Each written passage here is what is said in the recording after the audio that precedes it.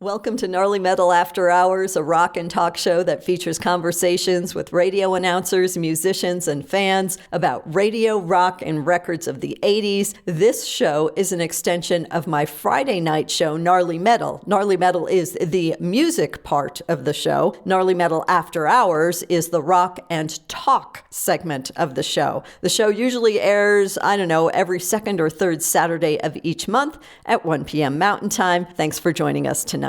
Longtime listeners of my show, Gnarly Metal, will have heard me mention my next guest, Rocker Rob, and with him today, a few members of the Brew crew, musician Mark and Headbanger Blaine. The Brew crew are a group of friends that hang out on Friday nights, usually at Rob's house, for beer and bullshit, and from time to time, they've been known to listen to my show from 4 to 6 p.m. on Friday nights. Last night, my husband and I went over to Sunshine Studios here in Colorado Springs to see a show called When September Ends. The show featured 5 local bands, including the band Mad Rigel, who I had on this show back in August. When I got home, I noticed that I had a text message from Rob, and the text included a link to a video that, when I first saw the video, I actually thought it was a joke. I thought that someone had used a video of this band and added a different song, one that didn't quite match my perceptions of the type of music that this band typically performed. Now, I'm not going to tell you who the band is just yet, but I'm going to play a little bit of their song, and when we come back, we'll talk a little more about the band. But real quickly, here's a hint.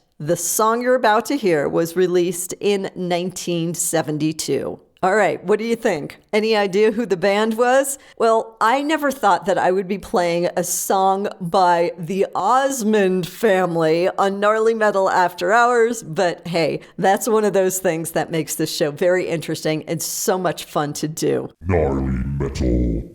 When you first heard it, were you a little surprised? I was very surprised, yeah. It's a lot heavier than what I've heard from Donny Osmond and his brothers. That was exactly my thought, and that's why I thought it was a joke. When I got the text, I was like, okay, it says the Osmonds on it, but the music, somebody overlaid the music into a video of the Osmonds. Yeah, we weren't allowed to listen to rock and roll, but we were allowed to listen to the Osmonds and Lawrence Welk and all that stuff. Because it was evil. It was what metal was supposed to be, and it backfired on them because, now we're going with Slayer, we're in with Metallica, Iron Maiden, and the Osmonds. I didn't hear Marie. That's why it's good. Oh, wait a minute now. Well, she's a little country. That's right. She is.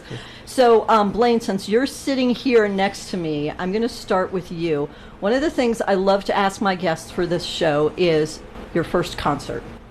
Oh, wow. My very first concert was Night Ranger, and Van Zandt opened up for him at Red Rock. That was a great show. Other than the hail, as it always does at Red Rocks, and you can't leave. But it was a killer show. I believe it was the Seven Wishes tour. I saw Night Ranger last year at Castle Rock. They have that outdoor amphitheater now. Their voices aren't what they used to be, but they're still... As long as they're trying, right? Yeah, they're still 40 years later rocking, and it was a great show. Okay, I'm going to turn things over to you, Mark. Tell me about the last band you saw in concert. The last band, probably... Oh, come on, I went with you. Probably Portugal the Man. Yeah. Yep, at Red Rocks. Very good show. I mean, not metal, but Portugal the Man is pretty progressive, I would say. They really put on a good show. I mean, the production level was great, and that horn section that they had out of the other band, I can't even remember their name. But they really put it together well. Very good. Okay, so Rob, I know one of the last shows that I saw, my last concert was a concert I saw with you. We went up to Boulder to see the Grateful Dead. That's right. But I'm expecting that was not your last concert. You've seen others since then. Well, you went with my husband. You guys saw Primus, right? Yeah, we saw Primus. I think you were at the Clutch show with us over here at Black Sheep. Yeah. And they really put on a good show. I'm on track for 11 concerts this year. So, I saw Marcus King. I went up and saw Buckethead. Okay, I gotta pause here, and people are gonna find me wildly unpopular when I say this. I am not a fan. I don't even know who Buckethead is.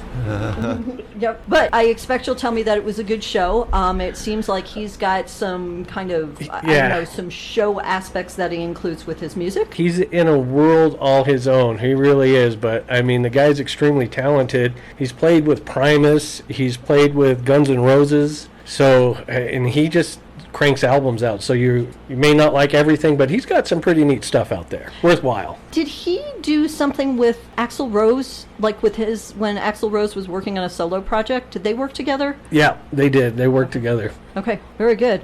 Rob, since I'm at you, why don't you tell me the first album purchase you made? Was it the Osmonds, or did you purchase something else on your own? When I was actually able to go to Big Apple Records, when it was in town, at Mall of the Bluffs, I picked up Iron Maiden Peace of Mind. And I thought that was just the coolest thing. I got it on cassette because it's all I was allowed to listen to it on was a little cassette player. But hey, you know, I got a taste of the Maiden. How about you, Mark? What was your first album? Probably the first album I bought was Elton John, Goodbye Yellow Brick Road. Goodbye, Such a Yellow good Brick. song. And then I had my older brother. He turned me on to a lot of cool 70s music. Alice Cooper and Zeppelin and stuff like that. Were there any of those bands that inspired you to pick up a musical instrument, or is that something you feel like just came to you? Well, all of them. I mean, I was pretty young when I got hooked on music, maybe 12, and just loved it ever since. Well, he's got a recording studio in his basement. I do, yes. For good reason, too. Yep. Well, you know, I want to talk about that for just a minute, because one of my memories growing up, my sister and I shared a bedroom, and we had this small transistor radio in our bedroom. And at night, we would turn the radio on when we were falling asleep, and then my mom or dad would come up and check on us, tuck us in, you know, and they would turn the radio off when they left the room. And you were talking about being 12 or 13 years old, and that's about the same age it was for me. That's when I was just like, oh, wait, there's a little bit more than life than top 40, because, you know, at the time there was a lot of popular top 40 stuff, and then we found this radio station that played rock, and that was the first time I heard Pink Floyd, and I was like, oh, this is much better. Oh, by far. Yeah. So I'm wondering, Blaine, for you, did you kind of get the bug at 12 or 13, or do you feel like you were younger than that? Yeah, mine was actually 8-track, though. I'm a little older, so... Oh, my God. Kiss Alive 2, I bought on 8-track, and there's nothing like listening to a song and then in the middle of the song when it's switched over. But that would be my first music I bought myself. And then album-wise, same with Rob, was Peace of Mind, you know, from Big Apple. Did you put it down and try and play it backwards in that one part just to see if it was something? No, I never did. Not on Iron Maiden. No. Last week, I had Big Glenn as my guest on this show, Gnarly Metal After Hours. And for those of you who don't know, Big Glenn hosts a show here on gnarly101.com called Gnarly Grooves. His show is on the air every Sunday from 3 to 5, and it's an R&B show. But I had asked Len to talk to me about his first purchase, and he mentioned that the first purchase of the album he had wasn't actually his own, but it was his parents'. So he had started listening to music based on what his parents brought into the house. Did you guys have that experience too? Yeah, Yeah. definitely. Not Osmond. My parents weren't much into music. It was mainly my older brother that turned me on to music. Yeah, and see, I think that's the next thing I was going to say. It's got to be a matter of, you know, maybe it was the parents, but maybe it was somebody else in the house, or maybe you had a friend who, you know, turned you on to music, and there's some way, somehow that it happened, but it seems like it reaches people at this kind of young age in life, and you start to form your opinions about music, which over years may change. In some cases they may not, but hey. Yeah. You got to pass it on to your children, too, so that they listen to the right music. Definitely, That's right. Yes. You've done a great job of that, Rob. And Mark, I know you have too. Oh, yeah. And Blaine, since this is my first time meeting you, if you have kids, I trust that they've heard a lot of good music. A lot of rock music, yes. They're A lot of angry rock. Angry rock, yes. Metal militia rock. But There you go. yeah, no, my dad definitely turned me on to like Led Zeppelin and Gordon Lightfoot in Chicago. That's cool, yeah. Yeah, Right. so that was always good. And then, of course, you know, my uncle, my dad's brother, always tried to cram Ted Nugent down my throat. And I was like, yeah, I'm just not into that. The Motor City Madman. Yeah, Yep. Uncle Ted. But you get the influence from anywhere. I mean, Jason Nassau's mom, he used to live down the street from us. She would give us a ride to school, and she would be playing rock on the radio, and it's like when we were kids, we're like, what is this? This is actually really cool. Yeah, when FM came out, it was like, oh my gosh, no more AM. Here we are. Casey Kasem. Yeah, that's a moment in radio history for sure. Shaggy. Yeah. I know, isn't that something? Yeah, go ahead and tell people about that, because Love me the Casey. I explained that to my daughter when Was she that first top started watching 10 or something? Scooby-Doo. Casey Scooby-Doo. Yeah. Casey Kasem. Yeah, he did the Scooby-Doo voice, and he did the America's Reaching for the star. top 10. Well, yesterday, as you guys probably noticed, marked the 38th year since the passing of Cliff Burton. Metallica has been one of those bands that, in my opinion, has managed to carry on after the death of a band member's. What do you think contributed to their success after losing a band member, when there are other bands out there, like Led Zeppelin, for example, who didn't manage to make it after the death of a band member? You know, just listening to Metallica and where they've gone, where they've been, you know, it's their drive. And I think that they just wanted to continue and drive their music forward because of the loss of their bandmate. And I know, you know, just from reading and listening to interviews, Cliff Burton's parents really encouraged them to get back on the horse and continue and keep going. And when you've got support behind you like that, especially with the talent they have, you know, it was a godsend for music that they did keep going. Oh, definitely. Yeah. Mark, what about you? Do you have any thoughts on what's contributed to their success, or any other bands for that matter who've managed to make it after losing a band member? Well, with Metallica, I mean, they were so ahead of their time. They really created that thrash sound. And Cliff Burton was a very, very creative bass player. He plays bass lines that, you know, nobody else would really think of playing. Their new bass players have been good. They fill the purpose. I just think James Hetfield and Lars Ulrich are the driving force behind Metallica. That's what creates their It's sound. a unique breed of musician. I mean, AC/DC did the same thing. Mm-hmm. Yeah. How about you, Blaine? Any thoughts on that? I thought Jason was a good pickup for them. I think he really helped carry the speed and the, you know, anger and sadness go together, and it kept Metallica focused on that with Blues and Cliff. And, you know, there are bands, like you said, when Bonham died and Led Zeppelin said no more, other than they, you know, performed with his son, and I thought that was awesome. You know, you got bands like Spinal Tap. No, I'm kidding. But you got bands like Def Leppard. I mean, look at that. I mean, you lose your guitarist, and then your drummer loses an arm, and they keep going, and they're still, I mean, they're still selling out stadiums. Yeah, so. they keep going. Yeah, there's bands that can do it, and there's bands that just fall apart, you know. And or just honor the memory of that person, like Bonham, and they just stop. And, Rush did the same thing when they lost with Neil. Peart. I mean, and you can't replace that. With Metallica, it was so early, though. It was their third album that Cliff died during their tour of Master Jason of did Puppets. pick it up pretty well, but I think my personal opinion with Jason, and he was more of a fan and couldn't get over being a fan of Metallica to really contribute, and they really didn't give him the opportunity. And I know there's a lot going on between them, and with Robert Trujillo playing with them, Trujillo's not a fan per se, but he's, you know. But he has no say. That's the bad part. Yeah. Robert has no say. Yeah, well, let's talk a bit about both Jason and Robert and their previous bands. So, if I remember correctly, Robert Trujillo, was he with Infectious Grooves, or was he Suicidal and Infectious Infectious Grooves? Oh, okay, so he did both. Yeah. What do you guys think about his moving from those two bands to Metallica? Do you feel like it was a good fit for him, given his playing style? Financially, I'm sure. Oh, yeah. Sure, it was very finances very aside, successful for him. but like you said, Blaine, you know, he doesn't get much creative say so far in the band from what you read and what you hear. Where Infectious Grooves, I mean, those bass lines that he throws with them and Suicidal, you could see his flavor really flowing out through it. And with the new tour coming up, Suicidal's one of the opening bands for the Metallica tour coming up. So hopefully if you get tickets for that night, you get a little bit of Trujillo jumping back out there with his pals. Which would be very cool. Yeah, and then Jason was with Flotsam and Jetsam. Yep. And I really like Flotsam and Jetsam. I don't know. It surprised me to see that he left that band. I can understand the reasons why he did it.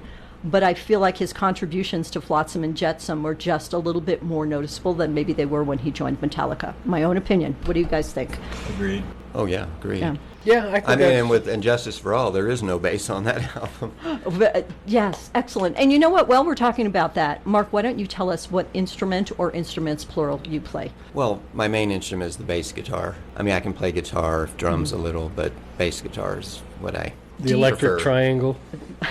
Triangle, I can play that. That'd be a good one, have too. played- Do you find when you're listening to albums that you easily identify and pick out the bass lines, or do you feel like you can listen to it collectively as a whole piece and then separate it, like after you've heard the song once yeah, or twice? I mean, I try to listen to it as a whole piece, but I find sometimes that I overanalyze and it doesn't make the listening experience as enjoyable because I'm just trying to pick out the bass parts and Yep, figure them absolutely. out. Well, we're going to take a break real quickly, and actually, we're going to play some Metallica as we started this conversation with. Rob, this is a song you picked. Listeners to the show know that I invite my guests to bring with them a number of songs they want us to play on the show. And what made you add this song to your playlist? You know, just knowing that in the 80s when this album came out, it really woke a lot of people up that I knew to Metallica. Because I was listening to their first album, but when this second album hit, it just a lot more people were getting into it. And you can see the energy and the build up to these guys. Yeah, I completely agree. All right, here's Metallica. You're listening to Gnarly Metal After Hours on gnarly101.com. So, welcome to Gnarly Metal After Hours. I'm Kelly Thomas. This show is on the air, I don't know, once or twice every month, Saturday at 1 p.m. Mountain Time. My guests in studio today, Rocker Rob, musician Mark, and Headbanger Blaine, all of them from the Brew crew. And we are talking rock and roll, specifically metal, the kind of favorite format, I think, for all of us here present today. If you listen to Gnarly Metal After Hours, you know it's my my preference when it comes to music. So during the break, we were talking about the gradual change to the metal music scene during the course of the 80s. Some of the stuff in mid-80s, you know, the 84, 85, 86 was really good. When we started to get towards the late 80s, 88, 89, there was a shift in the music, and it started to sound a little differently. So I'm going to have each of you go ahead and share your thoughts and your comments on it. This time, why don't we start with you, Blaine? And Get on then your soapbox. Yeah, get on your soapbox. Go. The synthesizer killed rock and roll. We didn't need it. Judas Priest tried it. Turbo Lover. Come on, Turbo Lover. It's a great album, but we didn't need it. They didn't have a keyboard player on that tour. I was there. But no, it did. It changed music. I mean, Bon Jovi, Europe. Def Autograph. Leppard. Oh, they have turned off the radio. Turn off the radio. Turn it down too. Yeah, I mean, I personally think that's what declined rock and roll, but started more of the heavier music of heavy metal also. Yeah, rolling into Pantera. Yeah, just getting out of the synthesizer, going heavier. I mean, Van Halen went synthesizer in '84. Oh, yeah. Yep. I mean, 1984, great album, best they had with David Lee Roth. Not in my opinion, but for sales. And rock and roll went totally different. How about you, Mark? What are your thoughts on it? Especially as a bass player, do you notice any difference beyond the synthesizer to the bass lines? Not really. It's really hard to say. I don't think synthesizers really have a place in rock and roll, not in my heart. I mean, if they're done correctly, maybe, but if they're overtake the guitars and drown out the guitars, then no, it's not rock and roll in my opinion. On to you, Rob. What do you Well- think, Rocker Rob? Well, you know, I think it kind of affects the live show when you go and see them as well, because you've got so much theatrics and they're fine-tuning and polishing these bands to make the sales. It takes away from the raw, edgy stuff that these guys all began with. Completely. True, yeah. Yep. Okay, Yeah, for... overproduced. Oh, go ahead. I don't like Yeah. music that's been overproduced. I mean, just record it and leave it. And that's a conversation that P.D. Paul had with one of the bands that was in here last week. The band's called Dirty Kings. They're a local band called Dirty Kings. And P.D. Paul was talking with them about the change in music and how it's produced today. The band Dirty Kings was saying that they try and stay more authentic and rely less on the capabilities of computers. And I feel like computer software has been beneficial to a certain point. But beyond that point, we're starting to hear music that's just, in my humble opinion, opinion, too polished. What do you guys Yeah. think about that? Oh, I agree. AI. Oh yeah. Oh, yeah. exactly. Yeah, they're Well, it's too coming for smooth. us. There's no rough edges anymore. But I mean, Dave Mustaine uses it. I mean, the computer's there for the music, but yeah. Yeah, I but agree. Dave Mustaine uses it correctly. Well, digital it's not recording. overpolished, Digital recording like is she wonderful. I mean, it opens up recording for people with not $1 million. Sure. I mean, and going in the studio, a real studio, is going to cost you a whole lot of money, and you can basically do it at home now with all the gear that they have available. Well, and the change with like being able to put a YouTube channel together and throw your own music out there, you get recognized and seen a lot more. So There's a lot of competition, but Yeah. I mean, anybody can do it nowadays. And I think another difference in music too nowadays is people make a song, they don't make an album. Oh, that's true. That is true. Very much so. And that's why I still collect CDs and albums, because I want to hear the entire story that the story, musicians are writing whatever from it is, beginning to exactly. end, even if it is Dangerous Toys. Well, and I think that's part of. I think it's part of. Oh, what we're- wow. Hey, Rob, just for you, we've got Yes. some Dangerous Toys coming up. Oh, thank you. I'll defend them.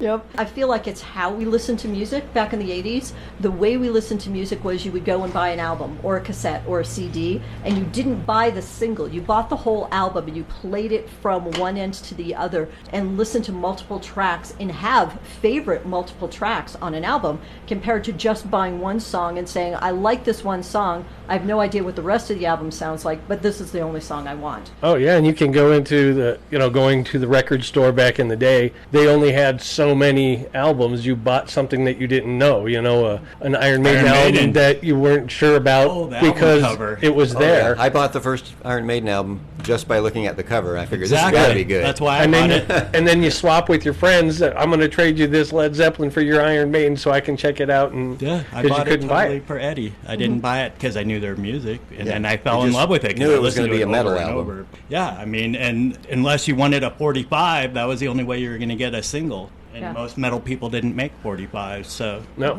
So, Blaine, let's talk a little bit about your band, Dangerous Toys. So, the benefit of our listeners who cannot see this, Blaine is wearing a Dangerous Toys t-shirt. I am. So, tell me about the band, your affiliation, association with the Oh, band. God, they come every year up to Parker, Colorado, the Wild Goose Saloon. Chris is the owner there. It's a great place to catch shows. Babylon AD opened up for them, another 80s band. But they put on a lot of shows. It's really cool because you get to meet the guys afterwards. You don't have to have a $300 meet and greet. They'll sign your records. They'll sign your shirt. They hang out and talk. I'm friends with them on Facebook. So, I mean, they're a great group of guys. And it seems like the bands from back then realize they're fans now. And they're not doing, the $400 meet and greet like Judas Priest is right now. It's $400 and you don't even get to meet Rob Halford. You get to try on his coat and you get a picture by his motorcycle. Whoop-de-doo.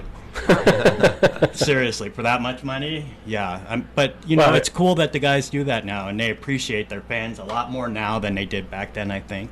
Yeah, sure. A little bit more humble, perhaps. definitely. Yeah. Okay, I'm going to play a drop for you from Dee Snider talking about the subject we were just discussing, which was the fall of metal music, followed by a song by Twisted Sister. And then after that, we're going to hear from Dangerous Toys. You're listening to Gnarly Metal After Hours on gnarly101.com. During the break, we decided the next course of conversation is going to be one that might be difficult, but then again, it might not. So I'm giving each of my guests the opportunity to choose between their favorite guitarist, bass player, vocalist, musician, whatever, or who they think might be the most underrated guitarist, vocalist, or musician. So this time, I think I'm going to start with you, Mark, since we haven't had an opportunity to have you be number one in line. You can be first in no. line. Mark's number one. Okay. Well, I'm a bass player, and I always loved Geezer Butler from Black Sabbath, innovative bass player. Just those first 5 or 6 Sabbath albums are just awesome. I can still listen to them this day, and they sound great. I mean, it's Fantastic. amazing. Some from 1970 can still hold up. I completely agree. All right, Blaine, how about you? Oh, Steve Harris. Oh, The galloping Oh, bass well, player. Oh, Yes, gosh. very good. Geddy Lee. I mean, there's a lot of great bass players. I would, Les Claypool and the technicality of him in Primus. Come Yeah. on. Yeah, there's a lot. yeah. What do you guys think about guitarists or vocalists? Do you have any who are It's your hard favorites? with the eras. Yeah. I kind of look at it by eras. I mean, Jimmy, Eddie, the eras of guitarists. There's just different eras with different sounds. Well, it just, who can flow? It's the story they tell with their, with their guitar. You could get B.B. King to play one note that has so much soul in it that Joe Satriani takes 3 songs and it still just doesn't have the love, that one note that B.B. can throw. Yeah, it's not about how many notes you can play, it's about how you play them. That's exactly right. And I think that's something that, I don't know, brings people in, kind of draws people in. It's hearing how things are orchestrated and put together. 100 million deadheads can't be wrong about Jerry. True enough. True enough. And you're one of them. That's right. Made ice cream. So let's talk a little bit about an 80s phenomenon called MTV. And I want to talk specifically about Headbanger's Ball.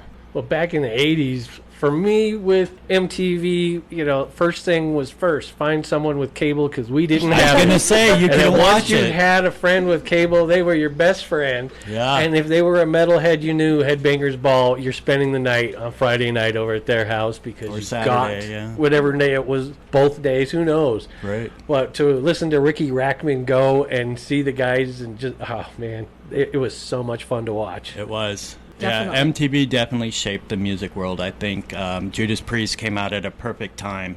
Screaming for Vengeance was the album when MTV came out, and I just remember them playing it all the time. Great stuff. What did you think of the quality of the videos? What do you think, Mark? What video did you like the most, Mark? Oh, I don't know. I can't really remember. Right? all I of mean, them. But they were pretty cheesy, very cheesy videos in the 80s. Yeah. But I just love seeing my heroes, Yeah. on TV. Exactly. See what they look like. Well, they would always try and come up with something new. I remember the Cinderella drummer with the 2 cymbals over his shoulders, and he's throwing those sticks behind him, Tommy Lee being spun upside down. I mean, yeah, they were like in a graveyard or in a factory or somewhere. But Peter Gabriel took it on with the computer generation of awesome videos. All right, so I'm going to move on to a segment of this show which is going to get a little bit more lighthearted. First of all, this is a question that one of my college friends posed on Facebook the other day, and I thought it was really clever. She says, is it okay to wear a t-shirt from another band to a concert? So, for example, to clarify, if you're going to see Metallica, can you wear... Megadeth. There, yeah. What do you Why guys- not? I say no. I say yes. Loyalty. It's brand loyalty, like football. Oh, no way. I mean, I love going to metal shows wearing Dead gear. I love going to Dead shows with my metal gear. I mean, You just like to keep people guessing. the flavors, Just buy the shirt while you're there. That's what I do. $80 a shirt. 40 to 50, yeah. Well, I mean, merchandise is one Not way that dangerous toys, though. merchandise is one way that people can support bands if they choose to do it. I mean, I think you both have valid points. Yes, you want to support your band and you want to show band loyalty, but at the same time, you show variety in your listening music taste. I don't want to look like everyone else. Uh-huh. Oh, touche.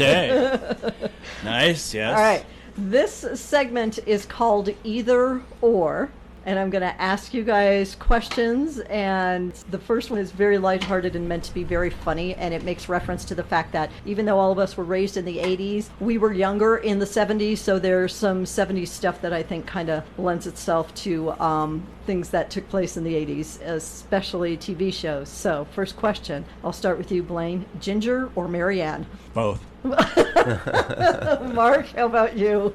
Oh, I was partial to Ginger. Okay. Rob? Oh, you got to run with Mary Ann. All right, there we go. One vote for each. All right, next one. Mark, I'm starting with you this time. Mustang or Camaro? Camaro.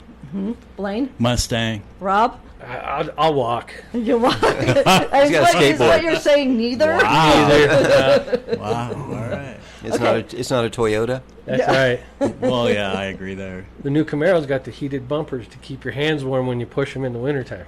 You know, I've heard that said about Sweet. Yugos, too. You crash, you go. I'm not going to go. You go. You go nowhere. All right. All right, last one, and this one is open for By the debate. makers of U-Haul. Right.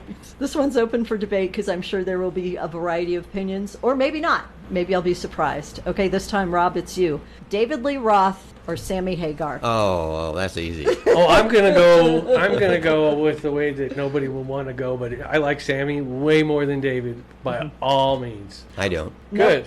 Not at all. David Lee Roth all the way. Nope. That was my first concert, Van Halen, Was it? with David Lee Roth. Oh, yeah. Yeah. No, Eddie got the two perfect guys at the two perfect times, and I mean Hall yeah, of Fame they with both do a good job. Sammy just took it to a different level. Oh yeah, they had to expand and grow. What about you? You can only scream high so much that people don't get tired of it. What about you, Miss Kelly? Where are you at on that debate? Yeah, I'm with Mark. I think as far as Van Halen goes, David Lee Roth is my preference for Van Halen. I don't dislike. Sammy Hagar. Yeah, I just thought the earlier stuff was heavier, That's had exactly- darker feel to it. I did I mean, like they were Roth's party rock, Eat 'em and but Smile. it was a little darker feel. Yeah. Yankee Rose. Yep. And I don't like, see, and that's where I did not care for David Lee Roth's solo stuff. Oh, I It's love that not- stuff. it's not bad. Ice Cream Man. Yeah, but it didn't rank as my favorite. And Sammy, I'm a big Sammy Hagar fan. I Montrose. Yes, I was just going to say that. Love the work he did in Montrose. And his solo work I thought was great. And his work with Van Halen was good. In terms of Van Halen, my preference is David Lee Roth. And it's traffic Fair enough. safety. Fair enough. And traffic safety, I know. It's like Bon Scott and the original, which AC/DC you're going to roll with. Yeah. And I say Bon both. Scott all the way. Okay, so one last one before we wrap things up here. And this one, again, may be subject to opinion. Metallica or Megadeth? Megadeth. They didn't sell out. I have to go with Metallica. Their first 4 albums are just brutal, killer thrash metal. They I mean, they did change their sound. I mean, with the Black Album, they brought in a whole lot more fans, but I prefer the Bob earlier Rock. stuff. After the earlier Black stuff. Album, they went Nickelback because they cut their hair and almost changed their names. How about Wasn't you, into Rob? it. You know, both of them are just, I can't make a decision on that one. Dave Mm-hmm. Mustaine and what he puts out there is so it's great. raw Great. and tough. He doesn't but sell out. Metallica, the way those guys just mold together, they're the same group of guys and they put out just that sound. How many different players have played with Mustaine? They put out Saint Anger. Do that?